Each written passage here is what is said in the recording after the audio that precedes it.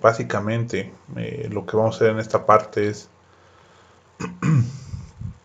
pues de una función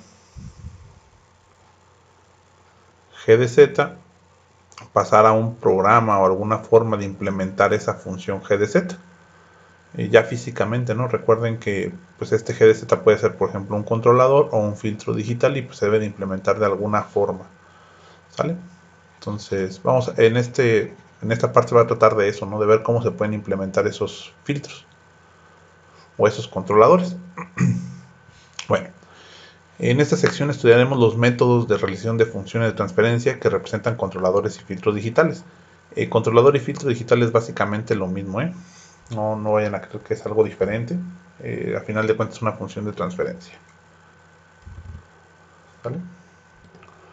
Bueno, en general la realización de funciones de transferencia significa determinar la configuración física para la combinación apropiada de operaciones aritméticas y de almacenamiento.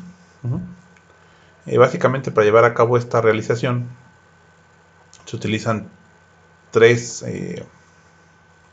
¿cómo llamarlos? Tres aproximaciones, ¿no? Que es la aproximación básicamente hecha en software, en lo cual se obtiene un programa de cómputo.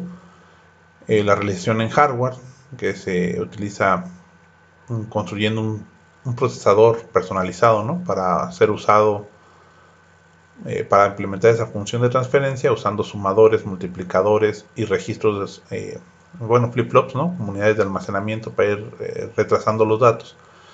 Y lo que yo he clasificado como ambos, una combinación de ambos, que típicamente es la implementación de ese filtro o de ese controlador en un microcontrolador o en un dispositivo de hardware, ¿no? Puede ser una FPGA, puede ser un DCP, un microcontrolador, que es lo típico, bueno, lo que nosotros vamos a utilizar típicamente, donde tenemos tanto el hardware embebido para realizar el filtro o el controlador y también nos basamos en software. Entonces, básicamente un filtro digital es un algoritmo de cálculo que convierte una secuencia de números de entrada en una secuencia de números de salida. De modo que las características de la señal se cambien de una manera predeterminada. Básicamente lo que les venía diciendo, un controlador digital es básicamente un filtro digital. O viceversa, un filtro digital pues también puede ser un controlador digital. Una característica importante del control digital es que debe hacerse en tiempo real. ¿Qué es tiempo real? Tiempo real es que si yo le pongo que se va a ejecutar en un segundo todo el algoritmo, ese algoritmo realmente dure un segundo, ¿no? Es decir, algo como esto. Voy a tratar de dibujarlo aquí. Yo tengo un algoritmo que tarda cierto tiempo en ejecutarse. Y este es mi tiempo que yo quiero, ¿no? ¿Sale? Por ejemplo, aquí un segundo. Entonces yo le tengo que decir que este algoritmo realmente se ejecute o antes del segundo y después hacer que se espere el tiempo. Que se espere el tiempo para que dure el segundo. O tengo que hacer que todo este algoritmo pues realmente sea, ¿vale?, de todo un segundo. El chiste es que ese algoritmo se tiene que ejecutar en el tiempo que yo digo. Eso es lo que se le conoce como tiempo real. Muchas veces confundimos tiempo real con algo muy rápido y no. Puede ser tiempo real con algo muy, muy lento. Sin embargo, yo tengo que asegurar que dure exactamente lo que yo estoy comentando que va a durar.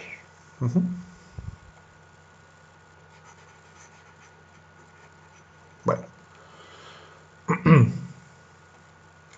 siguiendo con esto, pues para la realización de controladores se utilizan elementos de retraso, sumadores y multiplicadores. Estos son los elementos típicos y me atrevería a decir que son todos los elementos que se utilizan. Bueno, sumadores también me refiero a un restador, ¿no? Y multiplicadores, pues a final de cuentas también me refiero a la división, ¿no? Recuerden que una división no es más que multiplicar por el inverso de un cociente, ¿no?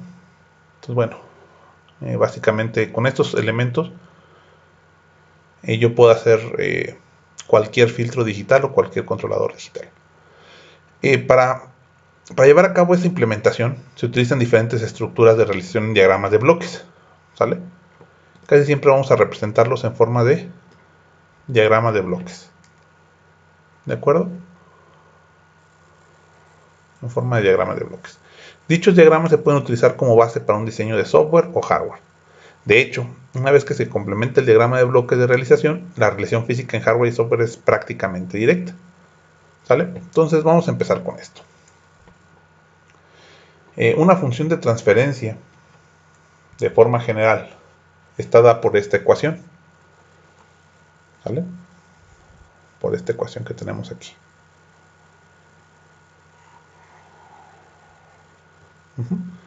A la que hemos llamado ecuación 1. Tenemos en el numerador los coeficientes b, desde b0 hasta bm, y en el denominador tenemos los coeficientes a, desde a1 hasta an. Vean la forma específica que debe tener el denominador. El denominador en el coeficiente con el z con mayor orden, pues tiene que estar en 1, ¿sale? Entonces al orden del numerador se le conoce como m, al orden del denominador se le conoce como n, y para que este filtro o este controlador sea realizable, n tiene que ser mayor o igual que m. Esta es una pequeña, bueno, no pequeña, ¿no? Es una consideración que se tiene que llevar a cabo, porque si no, pues básicamente es irrealizable, ¿no? Si fuera al revés, si m fuera mayor que n, el filtro se vuelve causal y en ese momento no es realizable. De donde los términos AI y los términos BI son para muchos controladores digitales coeficientes reales, e incluso algunos pueden ser 0. Esa es una parte también que es importante. Son coeficientes reales. Yo en lo particular no he trabajado con coeficientes de otro tipo que no sean reales. Me refiero a coeficientes imaginarios, pero no dudo que a lo mejor en algunos casos de control más específicos o con técnicas más avanzadas de control, que lo que nosotros vamos a ver aquí, que son PIDs, no pueda salir algún controlador con coeficientes imaginarios, ¿no? Entonces, para llevar a cabo la implementación física de la ecuación 1, que es esta que tenemos aquí, pues se utilizan diferentes estructuras de programación. A la primera se le llama programación directa. Esta es la primera. Se le llama programación directa. Y bueno, pues consideremos la ecuación 1, la cual puede ser reescrita como... Déjenme la traigo de nuevo la ecuación 1 porque la vamos a estar trabajando bastante. Entonces déjenme ver si la podemos seleccionar.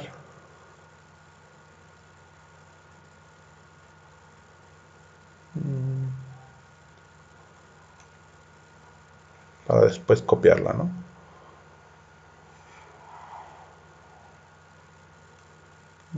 Creo que así más o menos para después copiarla. Espérenme porque control C. Mejor la copiamos, ¿no? En vez de moverla. Y aquí está. Nomás para que se vayan dando una idea, ¿no? Aquí tenemos esta ecuación. Esta es la ecuación 1. Nada más la vamos a reescribir. ¿Qué hicimos? Dejamos que y de z, si ustedes se ven y de z, está multiplicando ahora a este denominador, ¿no? Lo pasamos para el otro lado, multiplicando, y x de z la pasamos para este lado, también multiplicando. Entonces, nos va a quedar este que tenemos aquí, esta ecuacióncita que está aquí. Que básicamente me dice que y de z por 1 más a1 z a la menos 1 más a2 z a la menos 2 más hasta llegar a n z a la menos n es igual a x de z por b0 más b1 z a la menos 1 más b2 z a la menos 2 más llegar hasta bm z a la menos m. Reacomodando un poquito esto, o ya multiplicándolo primero por y de z y por x de z, obtenemos esta siguiente ecuación. ¿Sale? Esta que está aquí. Donde podemos ver que ahora me quedaría y de z más a1 z a la menos 1 y de z más a2 z a la menos 2 y de z más hasta llegar a n z a la menos n y de z es igual a b0 x de z más b1 z a la menos 1 de x de z hasta llegar a bm z a la menos m de x de z. Y al final pues podemos dejar a y de z solita. Recuerden que y de z es la salida. Entonces y de z sería igual a menos a1 z a la menos 1 por y de z menos a2z a la menos 2 por y de z menos a n z a la menos n de y z más todos los coeficientes b0 multiplicados por x de z. Aquí recuerden ese concepto bien interesante de la transformada z. Z a la menos 1 quiere decir un retraso de tiempo. A lo mejor les cuesta trabajo visualizar lo que es un retraso de tiempo, pero van a ver cuando implementemos filtros digitales es muy sencillo realmente de hacerlo en un microcontrolador. Nada más tengo que decir que la salida y de z la voy a retrasar 1 de tiempo, es decir, la voy almacenando y la voy retrasando. Bueno, entonces la primera programación directa pues consiste en dibujar el bloque de forma, pues válgame la redundancia, directa como está aquí. Si ustedes se fijan, x de z va a multiplicar a b0, después se va a retrasar. Voy a tratar de dibujar aquí para que vean el flujo. Estaría x de z por b0 más x de z a la menos 1 por b1 más. Luego es x de z a la menos 1 por z a la menos 1 sería z a la menos 1 por z a la menos 1, pues me daría z a la menos 2 por b2 más z a la menos 1 por bm, ya estaríamos aquí en z a la menos m, ¿sale? Más todo esto. Menos la salida y de z que está aquí, y y de z simplemente la empezamos a retrasar, ¿no? Que es lo mismo que, se fijan, es básicamente la ecuación de forma directa.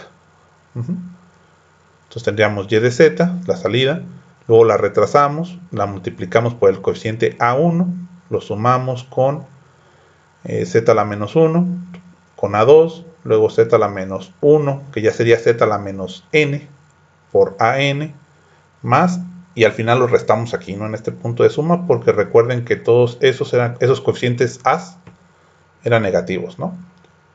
Menos a1, menos a2, menos an, por lo tanto podemos factorizar el menos, que es lo que se hace aquí, y nada más ponerlo en este punto de suma final.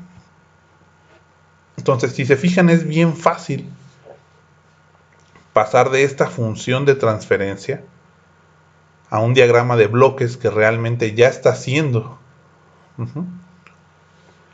una implementación física de ese filtro digital. Créanme que se ve complejo aquí, pero es muy, muy sencillo, ¿no? Como les digo, ya lo vamos a ver en los siguientes videos, que es la implementación de un controlador PID en un microcontrolador, y van a ver que esto es muy, muy sencillo. Entonces, esta es la programación directa. Tiene sus desventajas. La mayor desventaja de esto es que se utilizan muchísimos bloques de retraso para llevar a cabo la implementación. ¿Cuántos bloques de retraso? Pues n más m bloques de retraso, ¿no? Entonces, bueno, déjenme aquí leemos un poquito esta parte de la nota o del documento.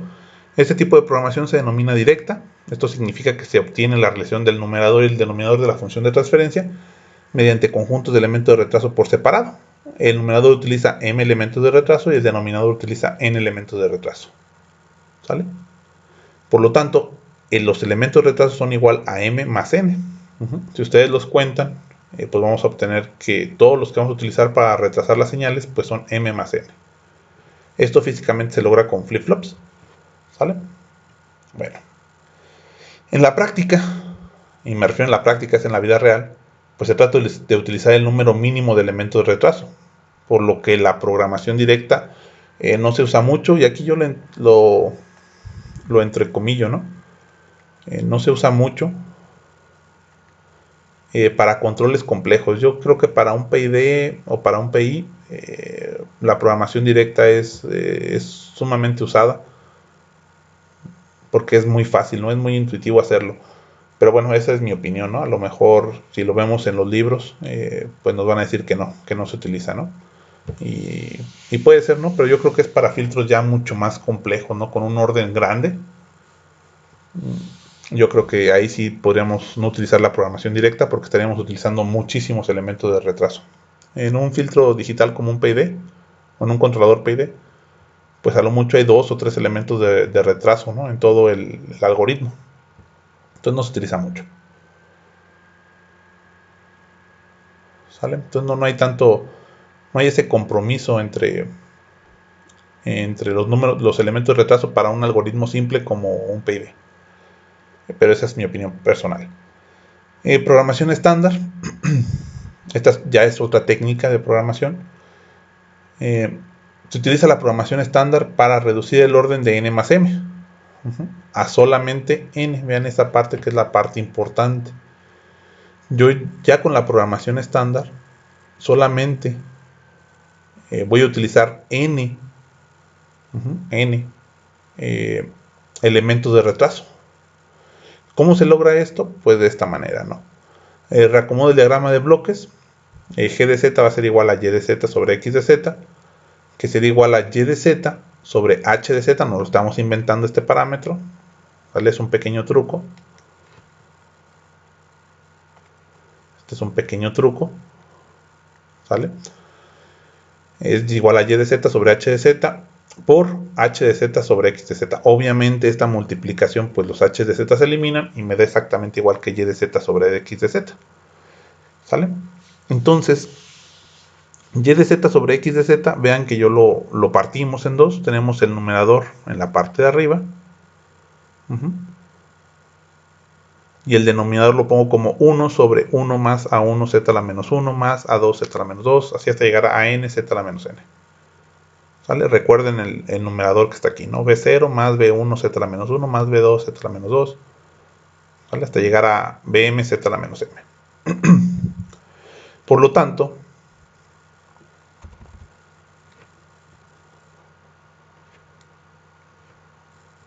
pues yo ya tengo lo voy a poner aquí, ¿no? Mi elemento y de z sobre h de z y mi elemento h de z sobre x de z. Que aquí los puse, ¿no? Y de z sobre h de z es igual a b0 más b1 z a la menos 1 más b2 z a la menos 2 más llegar a bm z a la menos m. Y h de z sobre x de z es igual a 1 sobre 1 más a 1 z a la menos 1. Bueno, más todo el denominador, ¿no? Por lo tanto, podríamos decir que y de z es igual a b0 h de z. Nada más lo estoy pasando multiplicando, si lo ven. B0 h de z más b1 z a la menos 1 h de z más b2 z a la menos 2 h de z, así hasta llegar a bm z a la menos m de h de z. A ese le llamamos ecuación 2, ¿sale? Y h de z, de aquí, también lo voy a pasar el x de z multiplicando, nos quedaría x de z menos a1 z a la menos 1 por h de z menos a2 z a la menos 2 h de z más, así hasta llegar a n z a la menos n de h de z. Quizá esta ecuación sí sería interesante que viéramos cómo se pasa, nada más para que la chequen, porque parece que hicimos magia, ¿no? Porque nada más pasamos para acá, pero es muy sencillo de explicar. Yo paso el denominador para el otro lado multiplicando, paso este para acá multiplicando el x de z, y entonces me queda h de z que multiplica a 1 más a1 z a la menos 1 más a2 z a la menos 2 más puntos suspensivos a n z a la menos n, que es igual a x de z. Pues ya una vez que hacemos esto, sacamos h de z la multiplicamos por este coeficientes y nos quedaría h de z más a1 h de z z a la menos 1 más a2 h de z por z a la menos 2 más puntos suspensivos a n, ahí lo puse en mayúsculas, disculpen,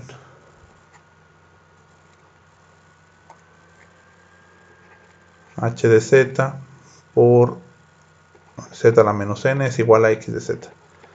Y ahora aquí se ve muy fácil, ¿no? Nada más dejamos h de z solo y pasamos para el otro lado todos estos coeficientes con signo negativo.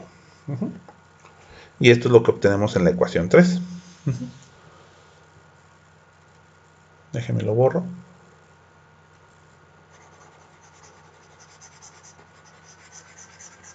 Eso nomás lo borro para que el apunte quede pues lo más bonito posible, ¿no?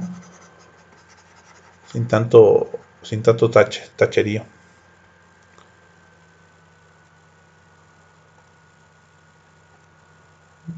Déjenme le pongo aquí borrador de trazos ya para que se vea bien. Ahí está.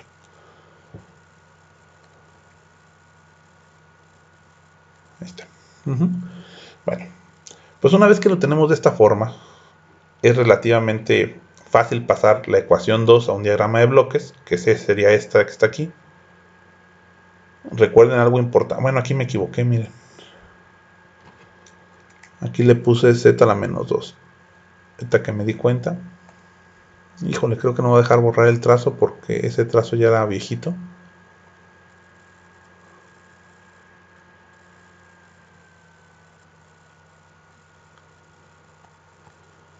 Y aquí no es z a la menos 2, sino que es z a la menos 1.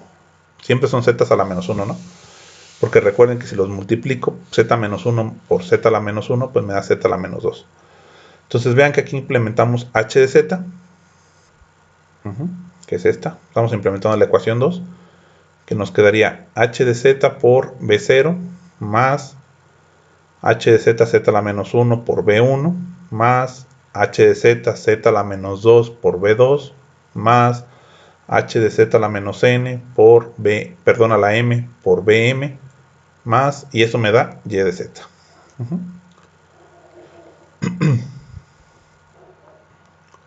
Y la ecuación 3 la implementamos aquí y me queda que x de z más h de z por z a la menos 1 por a1, ¿sí lo ven?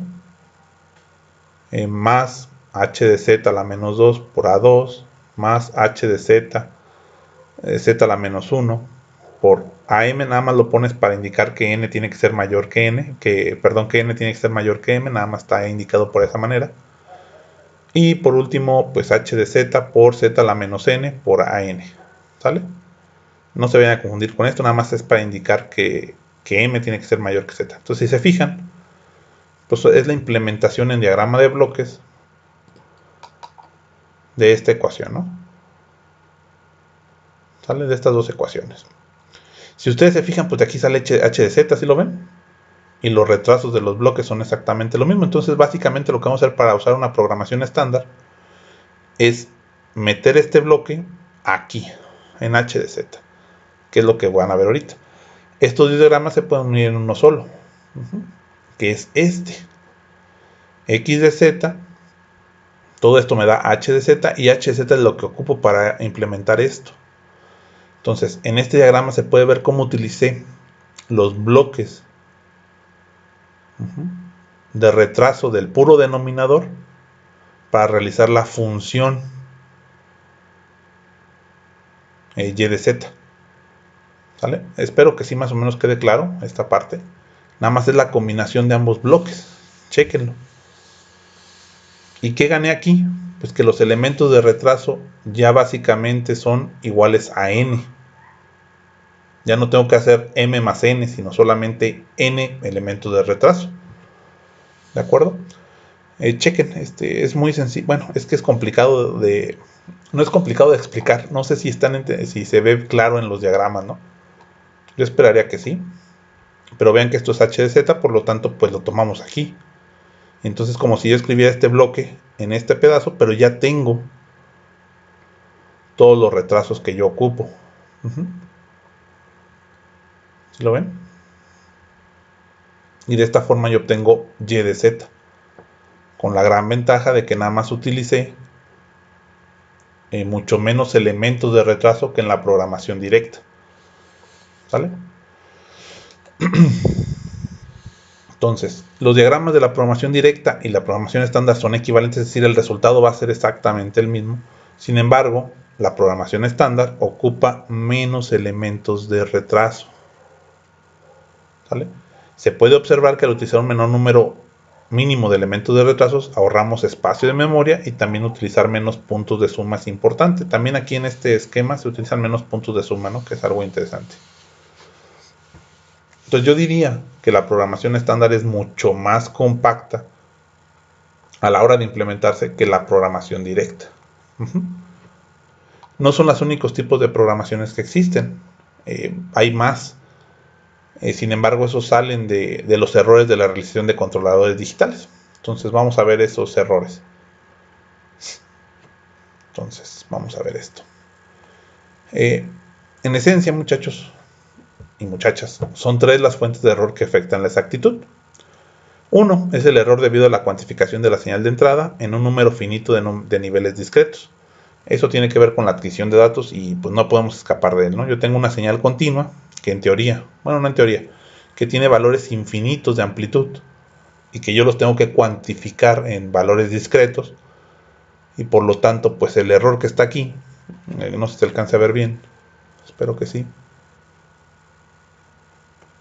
el error que tenemos aquí entre el error de discretización o el nivel de discretización con el valor real de la señal pues nos da un error. Entonces ese es un error que vamos a tener siempre y que se resuelve básicamente incrementando el número de bits con el que puedo representar la señal discreta, ¿sale? Entonces un error muy conocido, no lo voy a explicar más, creo que ya lo expliqué en algunas otras clases o en algunas otras sesiones, pero tiene que ver con la cuantificación, ¿no? A menor cantidad de bits, a mayor cantidad de error. Se utilizan mayor cantidad de bits en el convertidor analógico a digital y tenemos menor error de este tipo. Sin embargo, pues obviamente un convertidor de mayor cantidad de bits cuesta más caro. Entonces hay un compromiso entre eso. Para lo que nosotros vamos a hacer en esta materia o en este cursito, pues vamos a trabajar con 8 bits y nos da más que suficiente, ¿no? Y obviamente hay errores, pero no se notan tanto.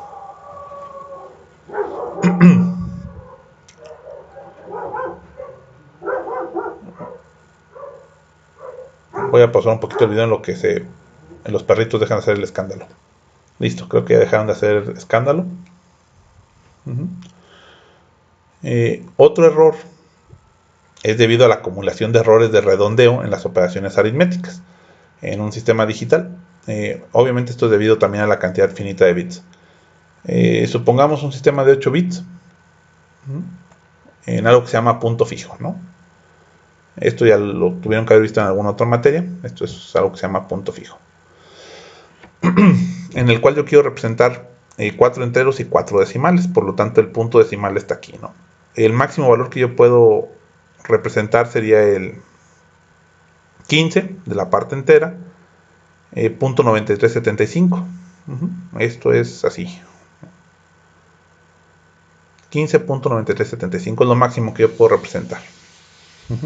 En valores sin signo. Ya si fueran con valores con signo, pues este cambia, este no, ya no es un número como tal, sino más bien dicho es el signo del número que estamos representando, ¿no? Entonces ahí cambiaría a lo mejor a menos 8 o menos 7.9375 por decir algo, hasta 7.9375, ¿vale? Pero bueno, suponiendo que es un valor sin signo, tendríamos que la representación máxima que se puede dar es 15.9375. El último bit que nos da la resolución del sistema, pues vale 0.0625, que sería 2 a la menos 4. Por lo tanto, si yo tuviera un número como 15.9275, no se puede representar, por lo que lo tengo que redondear o al número superior o al número inferior. Típicamente se redondea hacia el número inferior. Entonces, ese error entre el 15.9215, que sería el valor que yo quiero poner, y el valor que sí se puede poner, que sería a lo mejor 15. Pues no lo he hecho, ¿no? Déjenme ver. Mejor vamos a hacerlo en la calculadora. Es que en la calculadora no se puede porque no maneja números con signo, ¿no? Perdón, no maneja números con punto fijo. Déjenme ver cómo lo podemos hacer para no tardar tanto a mano. Bueno, pues vamos a hacerlo a mano. No se me ocurre cómo ahorita. Entonces recuerden que sería 1, 1, 1, 1, punto, 1, 1, 1 y 0. ¿Vale? No sé por qué se cambió el color, pero bueno, ahí está. Estamos quitando el bit más significativo. Entonces, ¿qué número se puede representar con esto? Es el 15, punto. Estos 3 serían 2 a la menos 1.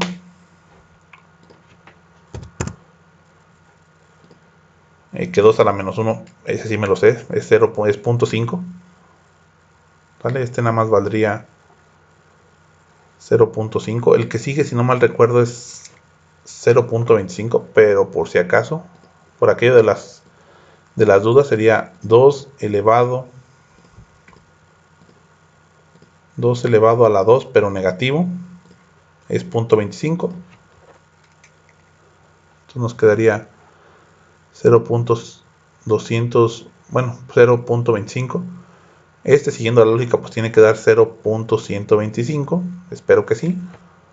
Y si lo sumara, estos tres valores me quedaría 5, 7, 7. No sé, mejor lo hago la suma. Luego me equivoco, ¿para qué les miento? Entonces sería 0.25 más 0.5 más 0.125. Es 0.875, ahí disculpen. Entonces, este número lo que yo quiero representar es el 0.875, ¿no? Entonces, si yo le quito este bit, el número que yo puedo representar aquí, bueno, es 15.875. Entonces, el 15.9215 no está, no se puede representar, pero sería el valor que yo realmente quiero poner. Entonces, lo tengo que redondear y como les digo, típicamente se redondea hacia el de abajo. Típicamente, no estoy diciendo que siempre. Me quedaría 15.875. Entonces, vean el error grandísimo porque no puedo representar este número que sería un 15.9215. ¿Vale? Y eso es para un solo coeficiente. Para que me entiendan bien, pues sería para, por ejemplo, A1. ¿Qué pasaría si A2 tampoco se puede representar y lo tengo que redondear? Por ejemplo, 13.875, lo tengo que, por poner un número, lo tengo que redondear, pues obviamente el error se va a ir acumulando, ¿no? Porque lo estoy multiplicando por un valor y no es el que yo quiero realmente, lo tuve que redondear. Entonces este error se va acumulando y causa mayor cantidad de errores.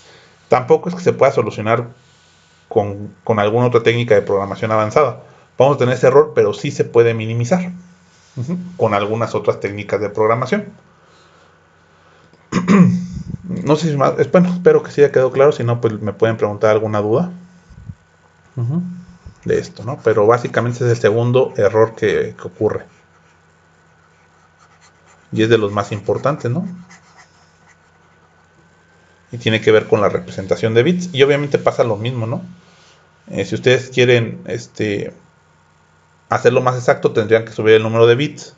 Y al subir el número de bits, pues el sistema es más costoso, va a ocupar más espacio de implementación, etcétera, ¿no? Me refiero a, por ejemplo, utilizar, aquí usamos 8 bits, en muchos sistemas se utilizan 32 o incluso 64 bits, ¿no? Para representar estos números, y pues el error obviamente se va haciendo más pequeño, ¿no? En este caso, sin embargo, casi siempre hay ese error, ¿vale?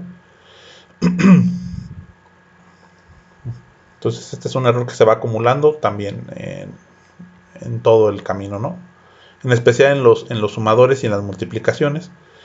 Y otro error que se presenta pues tiene que ver más o menos con lo mismo que ya expliqué y que pues tienes que redondear los coeficientes AI y BI, ¿vale? No se pueden representar siempre de manera adecuada. Entonces estos tres errores ocurren por las limitaciones prácticas del número de bits que representan los números, ¿vale? Este tercer error, el error de los usos de los coeficientes, se puede reducir mediante la descomposición matemática de las funciones de transferencia de orden mayor a una combinación de funciones de transferencia de orden menor. Y en este caso utilizan tres diferentes esquemas. Lo que se llama la programación serie.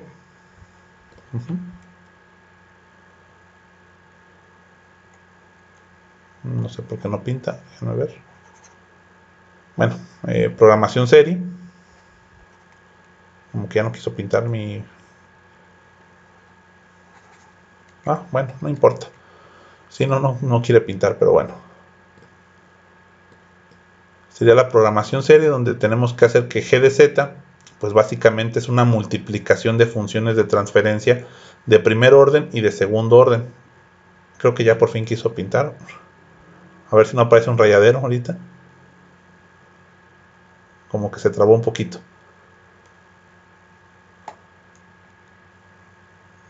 Creo que no, creo que sí estamos bien. Entonces, la programación serie, que básicamente consiste en eso, ¿no? Una función de transferencia yo la hago o la divido básicamente por funciones de primer orden y por funciones de segundo orden. ¿Y qué gano con esto? Pues que el número de los coeficientes, eh, pues básicamente no sea tan pequeño, que no se pueda representar de manera adecuada, ¿no? O que no tenga tantos decimales, también si lo quieren ver así, ¿no? Si lo divido de esta forma, el número de los coeficientes es un poquito más pequeño.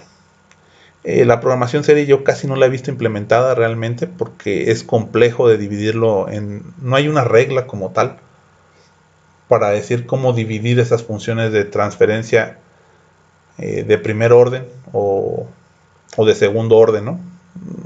No, bueno, no sé si más o menos se queda... espero que más o menos se entienda. ¿Cómo explicarlo?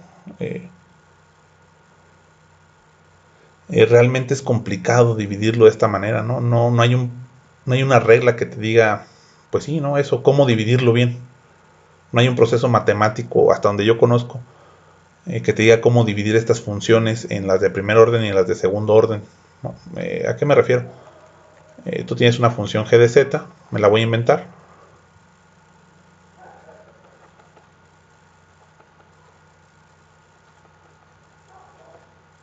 más 0.3z a la menos 2, ¿no? Déjenme ver, no ocupo el menos 2. Ahí está, ¿no? Entre 1 más 0.5 z a la menos 1 más 0.3 z a la menos 2 más 0.8 z a la menos 3, ¿no? Este es realizable porque m es mayor que n, pero bueno, aquí cómo lo divides en una función de primer orden y una de segundo, es complicado de visualizar, ¿no? Tener que dividir esta función g de z en dos funciones, una de primer orden y una de segundo orden, y hasta donde yo sé, no hay un proceso matemático para esa división, ¿no? Entonces, eso es lo que a mí en lo particular, por lo tanto, no uso mucho de programación serie.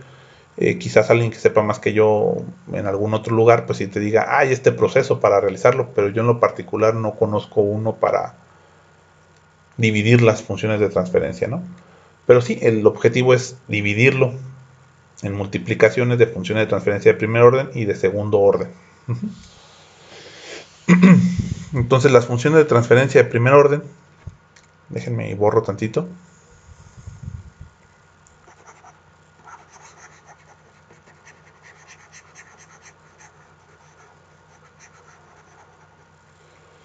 Las funciones de transferencia de primer orden se pueden representar por este diagrama de bloques, y las funciones de transferencia de segundo orden se pueden representar por... híjole, no sé si no se actualizó. Debería de estar por aquí. Creo que no se actualizó el apunte, pero bueno.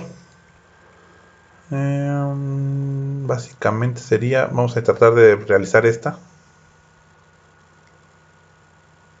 Déjenme ver porque ya se me hizo raro. El apunte debe tener dos ejercicios.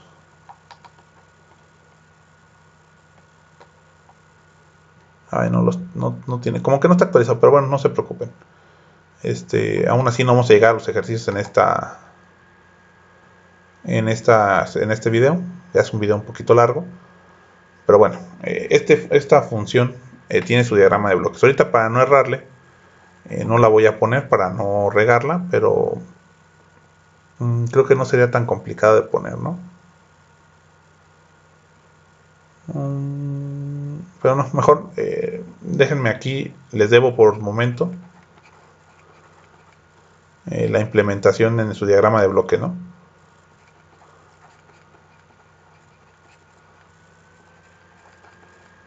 Como que no se descargó bien de la red.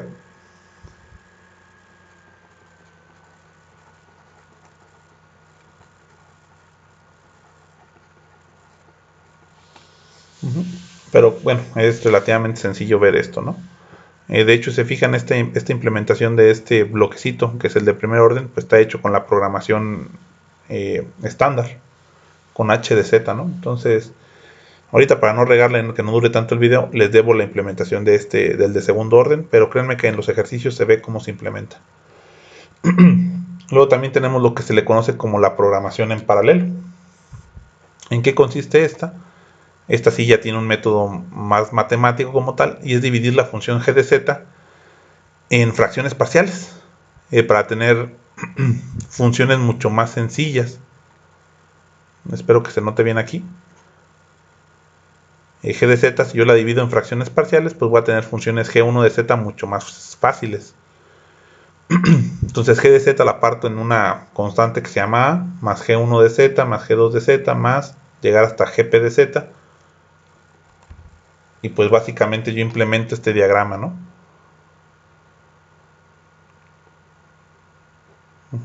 Que es x de z que multiplica a, más x de z que multiplica g1 de z, más x de z que multiplica g2 de z, más gp de z que multiplica a x de z, y todo esto sumado me da y de z. ¿Sale? Entonces, obviamente estas funciones g1 de z pues se tienen que implementar de alguna forma como la programación estándar. ¿Sale? Entonces, para que revisen, la programación estándar es la que más se utiliza. Ahora, también tenemos la que es la programación en escalera. En este caso, lo que se trata de hacer es dejar a g de z en esta función que es a0 más 1 sobre b1 de z más 1 sobre a1 más 1 sobre b2 de z. Básicamente vamos a empezar a hacer una división sintética y vamos dejando los coeficientes. En este caso es complicado de explicar sin un ejemplo, pero van a ver que es relativamente sencillo hacer la programación de escalera. Se ve compleja, pero no lo es tanto ya cuando realmente se tiene un ejemplo. Pero sí, explicarlo de forma, cómo se lleva a cabo sin un ejemplo es relativamente complejo, ¿no? Entonces, para que se quede así como un pequeño resumen, pues la implementación de los filtros digitales puede ser puede ser de 5 formas, por decirlo así. La primera es la programación directa. La otra es la programación estándar. Y de la programación estándar yo diría que podemos salir en 3. Que sería la implementación en serie, en paralelo y en escalera. Estas 3 realmente se utilizan más que nada para resolver para resolver lo que es los bits en los coeficientes AI y en los coeficientes BI, ¿no? Para que no salgan tan pequeños. Entonces, si tú lo divides en serie o paralelo, pues te van a salir coeficientes un poquito más grandecitos o más fáciles de representar con un número de bits limitado, ¿no? Entonces, en el siguiente video, pues vamos a hacer ejemplos para obtener los diagramas de bloques, ¿sale? Para así diferentes funciones de transferencia. Prometo que ya va a estar actualizado aquí. No sé por qué no se actualizaron. Nada más tengo un ejemplo al parecer. Después se los explico con mucho gusto. Y en escalera, pero me falta otro ejemplo, ¿sale? Pero bueno, como que no se actualizó bien. Entonces lo checo eso en mañana y subiré el video de esos ejemplos por separado, ¿no? Les voy a repetir lo mismo, la programación escalera es difícil de explicar nada más viendo la función de transferencia, pero cuando veamos el ejemplo van a ver que no es tan difícil. Las fracciones, la programación en paralelo es muy usada, es relativamente sencilla, básicamente consiste en dividir la función de transferencia en fracciones parciales, ¿no? La programación serie yo casi nunca la he utilizado, por lo que les digo, no hay realmente un método para llevar a cabo esta separación en funciones de primer orden y en funciones de segundo orden.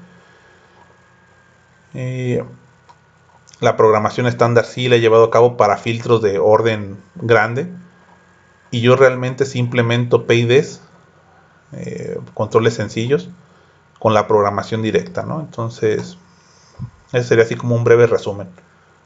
Recordar que siempre para que un filtro sea realizable, el denominador debe ser de mayor orden que el denominador. Perdón, el denominador tiene que ser de mayor orden que el numerador. ¿Vale? Entonces, pues esto sería todo por esta parte de realización de controles y filtros digitales, y haremos un video con ejercicios pues para que se entiendan mejor. ¿De acuerdo? Muchísimas gracias por su tiempo. Que descansen y que pasen buena noche.